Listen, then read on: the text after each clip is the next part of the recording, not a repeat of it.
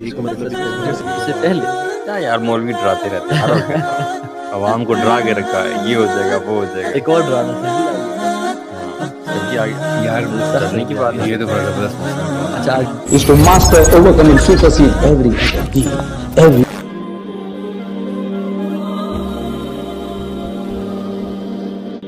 আসসালামু আলাইকুম। অনুজীব এটা থেকে মেডিকেল অ্যাডমিশনে গড়পড়তা 2-3টা করে প্রশ্ন থাকেই থাকে এবং আমরা ক্যালকুলেশন করে দেখেছি প্রধানত বেসিক থেকেই কনসেপশন যদি কারো ক্লিয়ার থাকে তাহলে সে অবশ্যই যে প্রশ্নগুলো আসবে ইনশাআল্লাহ কারেক্ট করতে পারবে।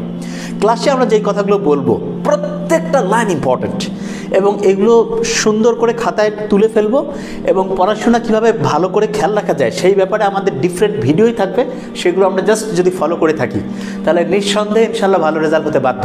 এবং এখানে যে জিনিসটা আমরা গুরুত্ব দেবো সেটা হচ্ছে প্রত্যেককে রেগুলারিটির সাথে ডায়েরি মেনটেন করতে হবে এবং একই সাথে যেটা করতে হবে সেটি হচ্ছে লেকচারে যে কথাগুলো আমরা বলবো সেগুলো খাতায় চমৎকার করে লিখে আমাদের যে ডক্টর নাবিল নামে যে পেজ রয়েছে সেখানে অবশ্যই কিন্তু সেট করতে হবে। কেননা একদিন যদি একজন স্টুডেন্টও মিস করে তাহলে কিন্তু তাকে হচ্ছে আমাদের মনিটরিং টিম প্রত্যেক ব্যাচে যে আলাদা করা আছে তারা ফোন দেবে এবং সেটার উপরে সুপারভাইজড মনিটর রয়েছেন যারা হচ্ছে যে একদিন ফোন দেওয়ার পরে যদি জবাব ঠিক পছন্দ না হয় তাহলে তারা সেটা মনিটর করবে এবং কোনোভাবে যদি আমার কাছে চলে আসে যে হ্যাঁ এই স্টুডেন্টের আসলে পড়ার প্রতি আগ্রহ কেমন জানি এবং গার্ডিয়ানের সাথে কোঅপারেশন ঠিকভাবে হচ্ছে না তাহলে কিন্তু সরাসরি আমি যদি ফোন দিই এটা আমার মনে হয় যে খুব একটা ভালো হবে না। এই জন্য প্রত্যেককে বলবো প্রথম থেকে কনসেন্ট্রেশন কমপ্লিটলি রাখা এবং আমরা ক্লাসে কিন্তু খুব অল্প সময় কথা বলবো, শুরু হতেই শেষ হয়ে যাবে এবং প্রত্যেকটা সেকেন্ড ইম্পর্টেন্ট। এই কথাগুলো বলে নিলাম এবং সুন্দরভাবে যা দিয়ে বলছি সেই জিনিসগুলো নোট করে ফেলবো। ওকে, তাহলে প্রথম যে জিনিসটা আমাদের মাথায় রাখতে হবে সেটি হচ্ছে আকার ব্যস্তানুপাতিক শক্তি। কি এটার মানে হচ্ছে আকার যদি কারো কম হয় ছোট হয় তাহলে তার শক্তি বড় হয়। কীরকম? দুইটা জিনিস রয়েছে অনুজীবের মধ্যে, একটা হচ্ছে ভাইরাস এবং আরেকটা হচ্ছে কি ব্যাকটেরিয়া। প্রধানত এই ভাইরাস এবং যে ব্যাকটেরিয়া রয়েছে এর মধ্যে ভাইরাস বানানটা আকারে ছোট না, খেয়াল রাখতে হবে ভাইরাস হচ্ছে ছোট আর ব্যাকটেরিয়া কি আকারে বড়। তাহলে আকারে যদি ভাইরাস ছোট হয় তাহলে বোঝাই যাচ্ছে কথা যে এর শক্তি কি বেশি, ভাইরাসের শক্তি কি বেশি। ভাইরাসের যেহেতু শক্তি বেশি তার মানে এমন কিছু ভাইরাস আছে যেগুলো ব্যাকটেরিয়াকে খেতে পারে। এইরকম ভাইরাস যে ভাইরাস ব্যাকটেরিয়াকে খায় তার নাম হচ্ছে ব্যাকটেরিওফাজ। যে ভাইরাস ব্যাকটেরিয়াকে খায় তাকে কি বলে? ব্যাকটেরিওফাজ। Mind it, bacteriophage. এখানে কিন্তু ব্যাকটেরিওফাজ কিন্তু একটা ব্যাকটেরিয়া না, এটা মূলত একটা কি ভাইরাস। যেমন নিশ্চয়ই আমরা জানি T2 ব্যাকটেরিওফাজ, নিশ্চয়ই আমরা নাম শুনেছি। আচ্ছা, এখন ভাইরাস এটা কি কেউ যদি জানতে চায় তাহলে তাকে আমি সবচেয়ে সহজ যে কথাটা শোনাতে চাই সেটি হচ্ছে ভাইরাস হচ্ছে মূলত একটা সুতা। এটা কি সুতা? এটা হচ্ছে ভাইরাস। আর প্রশ্ন হতে পারবে এই সুতাটা আসলে কি? এই সুতাটা দুই রকম হতে পারে। যদি একটা সুতা থাকে তাহলে তার নাম হচ্ছে সাধারণত RNA, আর সুতার মধ্যে যদি প্যাচ থাকে তাহলে সাধারণত সেটা হয়ে যায় কি DNA। সেটা কি হয়ে যায় তখন? DNA। ওকে, এই যে RNA এবং DNA এগুলোকে আমরা বলি ribo nucleic acid, deoxy ribo nucleic acid. তার মানে এগুলো হচ্ছে মূলত নিউক্লিক অ্যাসিড। কি এগুলো? নিউক্লিক অ্যাসিড, সংক্ষেপে লিখলাম Na। ওকে, এখন এই যে সুতাটা, এই সুতার চতুর্দিকে একটা আবরণ আছে, যে আবরণটা একটা স্পেসিফিক নাম আছে সেটা বলে ক্যাপসিড। কি বলে? ক্যাপসিড। এবং এই আবরণটা প্রোটিন দিয়ে তৈরি। কি দিয়ে তৈরি? প্রোটিন দিয়ে তৈরি। এবং এই যে ক্যাপসিড যেটা প্রোটিন দ্বারা তৈরি এর মধ্যে এমন ক্ষমতা আছে যে সে রোগ তৈরি করতে পারে। তার মানে এইটা হচ্ছে রোগ তৈরি করার যে বৈশিষ্ট্য সেটা বলে অ্যান্টিজেন। তার মানে এটা হচ্ছে অ্যান্টিজেন গুণাবলী সম্পন্ন, অ্যান্টিজেন গুণাবলী সম্পন্ন। এবং তার চেয়ে ইমপ্রেসিভ জিনিস যেটা সেটা হচ্ছে যে অনেক সময় একটা প্রশ্ন আসে যে আচ্ছা ক্যাপসিড অ্যান্টিবডি হিসাবে কাজ করে বা অ্যান্টিবডি গুণাবলী সম্পন্ন, তাহলে এই লাইনটা একটা মিথ্যা লাইন, তার মানে এটা হচ্ছে ভুল। ওকে, আচ্ছা, এখন আমি কি বলেছি যে ভাইরাস হচ্ছে একটা সুতা। এটা RNA হতে পারে, DNA হতে পারে। RNA DNA-কে কি বলে? Nucleic acid. আর তার চতুর্দিকে যে আবরণ সেটা প্রোটিন দিয়ে তৈরি, তার নাম ক্যাপসিড। ক্যাপসিডের যে একক তাকে বলে ক্যাপসোমিয়ার। কি বলে? ক্যাপসোমিয়ার। আচ্ছা, এখানে খুব ইন্টারেস্টিং জিনিস, এই যে নিউক্লিক অ্যাসিড এবং ক্যাপসিড এই দুইটাকে যদি আমি যোগ করি যেটা পাওয়া যায় সেটাই হচ্ছে ভাইরাস। নিউক্লিক অ্যাসিড প্লাস ওই প্রোটিন আবরণ মানে ক্যাপসিড, এই দুইটার যোগফল কি হচ্ছে? ভাইরাস। এটা হচ্ছে কি? ভাইরাস।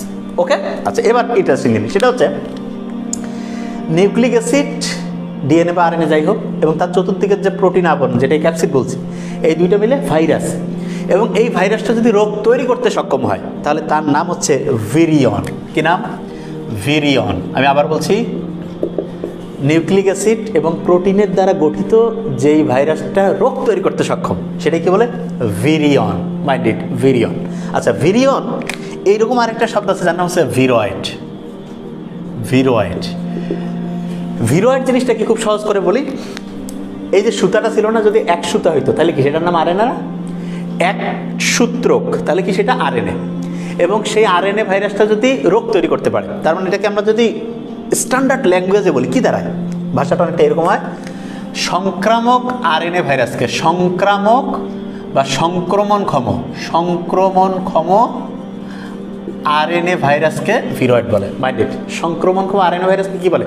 ভিরয়েড। তাহলে আমি আরেকবার একটু ক্লিয়ার করি, ডিএনএ বা আরএনএ থাকছে সেটাকে বলছে নিউক্লিক অ্যাসিড, এর চতুর্দিকে প্রোটিন আবরণ, এই দুইটা মিলে যেই ভাইরাসটা হলো সেটা যদি রোগ তৈরি করতে সক্ষম হয় তাহলে তার নাম হচ্ছে ভিরিয়ন। ভিরিয়ন। আর প্রশ্ন হতে পারে যে ভাইয়া যদি রোগ তৈরি করতে সক্ষম না হয় তাহলে তাকে বলে নিউক্লিয় ক্যাপসিড। কি বলে? নিউক্লিয় ক্যাপসিড। যদি রোগ তৈরি করতে সক্ষম না হয় তখন তাকে বলে নিউক্লিয় ক্যাপসিড। খেয়াল থাকবে, নিউক্লিয় ক্যাপসিড। ওই লিখে রাখলাম এখানে, রোগ সংক্রমণ যদি করতে সক্ষম না হয় তাহলে তার নাম হচ্ছে নিউক্লিয় ক্যাপসিড। এখানে লিখে রাখি, নিউক্লিয় ক্যাপসিড। মুখস্থ করে ফেলবো আমরা ক্লাসে ইনশাআল্লাহ। ওকে। আচ্ছা, এখন যেখানে আমি ছিলাম, সংক্রমণক্ষম আরএনএকে যদি একটা সুতা এবং সেইটা যদি সংক্রমণ করতে সক্ষম হয় তাহলে সেটাকে বলে ভিরয়েড। আচ্ছা, এরপরে আরেকটা রয়েছে, সেটার নাম হচ্ছে প্রিয়ন। আচ্ছা, প্রিয়ন বানানটাতে প আছে না? প দিয়ে হয় না প্রোটিন আবরণ? প্রোটিন আবরণ। এই প্রোটিন আবরণটা যদি রোগ তৈরি করতে পারে তাহলে সেটাকে বলে প্রিয়ন। আমি আবার ক্লিয়ার করি, তিনটা জিনিস পেয়েছি। একটা হচ্ছে নিউক্লিক অ্যাসিড, যেটা ডিএনএ আরএনএ হতে পারে। এরপরে আছে তার চতুর্দিকে আমরা কী পেয়েছি? একটা আবরণ পেয়েছি। ঠিক আছে? আচ্ছা, আর প্রশ্নটা হচ্ছে নিউক্লিক অ্যাসিড এবং তার আবরণ, এই দুইটা মিলে, নিউক্লিক অ্যাসিড এবং তার চতুর্দিকের যে প্রোটিন আবরণ, এই দুইটা মিলে যদি সংক্রমণ করতে সক্ষম যে ভাইরাস তার নাম হচ্ছে ভিরিয়ন। ভিরিয়ন। আর সংক্রমণ ক্ষমতাহীন ভাইরাসকে ক্যাপসোমিয়ার বলে। কি বলে? সরি, নিউক্লিয় ক্যাপসিড বলে। নিউক্লিয় ক্যাপসিড। আচ্ছা, এরপরে যেটা বলেছি সেটা হচ্ছে সংক্রমণক্ষম আরএনএ ভাইরাসকে বলে ভিরয়েড। আর সংক্রমণক্ষম প্রোটিন আবরণ, এইটা যদি হয় তাহলে সেটাকে বলে প্রিয়ন। একটা ইন্টারেস্টিং জিনিস, প্রিয়ন বানানে পাওয়া আছে না, এটা শুধু প্রাণী দেহে প্রবলেম তৈরি করে, প্রাণী দেহে। আর ভিরয়েড এটা শুধু হচ্ছে উদ্ভিদ দেহে, উদ্ভিদ। এখানে একটা জিনিস বলি, আমরা হেপাটাইটিস নিয়ে একটু পরে পড়বো। হেপাটাইটিস যে ডি ভাইরাসটা আছে না, হেপাটাইটিস ডি এর প্রধান কারণ হিসাবে হচ্ছে এই ভিরয়েডকে চিন্তা করা হচ্ছে। হেপাটাইটিস ডি এর প্রধান কারণ হিসাবে কি? ভিরয়েড। ভিরয়েড বানানটা সে ড আছে না, ডতে হয় না, ডি। হেপাটাইটিস ডি এর সাথে ভিরয়েডের সম্পর্ক আছে। ওকে। আচ্ছা, এখন এই ভাইরাস এর কিন্তু কয়েকটা প্রকারভেদ আছে, আমরা জানি। একটু খুবই ইম্পর্টেন্ট এবং এটা খুব দ্রুত আমরা শিখে ফেলবো। কীরকম? যেমন একটা হতে পারে দন্তাকার ভাইরাস, এর ইংলিশটা আমরা নিশ্চয়ই জানি, রড শেপড। ইংলিশগুলো কিন্তু শিখে ফেলবো, মোস্ট ইম্পর্টেন্ট কিন্তু এটা। দন্তাকার খেয়াল রাখবো আমরা, এটিএম।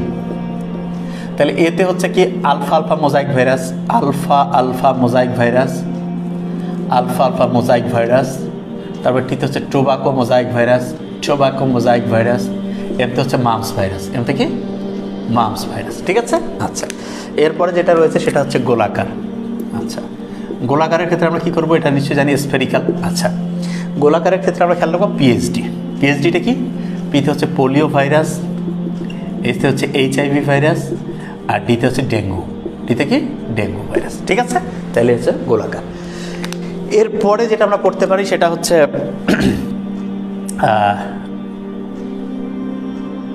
ডিম্বাকার। আচ্ছা, ডিম ইংলিশ কি এগ না? এই এগের মতোই একটা হচ্ছে ইনফ্লুয়েঞ্জা, এগের মতোই ইনফ্লুয়েঞ্জা ভাইরাস। ইনফ্লুয়েঞ্জা, এটা হচ্ছে ডিম্বাকার ভাইরাস। ওকে। আচ্ছা, তারপরে রয়েছে ঘনক্ষেত্রাকার। ঘনক্ষেত্রাকার, ঘনক্ষেত্রাকার মধ্যে কী আছে? ঘনক্ষেত্রাকার মানে কাঠামোটা তো আমরা নিশ্চয়ই বুঝতে পারছি যে ঘনকের যে কাঠামো, ঘনকের কাঠামোর মতো আমি বলি যে ছোটো বাচ্চাদেরকে আমরা দিই না, আপনার শিশুকে টিকা দিন, সেখানে কিন্তু ভ্যাকসিনগুলো থাকে, তাই ওইটার মতোই ঘনক্ষেত্রাকার ভ্যাকসিনিয়া। ভ্যাকসিনিয়া। এবং আরেকটা হবে হারপিস ভাইরাস। আর এটা কি? Herpes virus. ঠিক আছে? আচ্ছা, এরপরে কি রয়েছে? এরপরে রয়েছে, একটু এই সাইডে লিখে ফেলছি, সিলিন্ড্রিক্যাল ভাইরাস। সিলিন্ড্রিক্যাল। সিলিন্ড্রিক্যালের মধ্যে রয়েছে ইভোলা ভেগাস, ইভোলা, এগুলো নিয়ে আমরা পরে আবার ডিটেলস ইনশাল্লাহ আলোচনা করব। আচ্ছা, তারপর রয়েছে যেটা, সেটা হচ্ছে ব্যাঙ্গাচি আকার।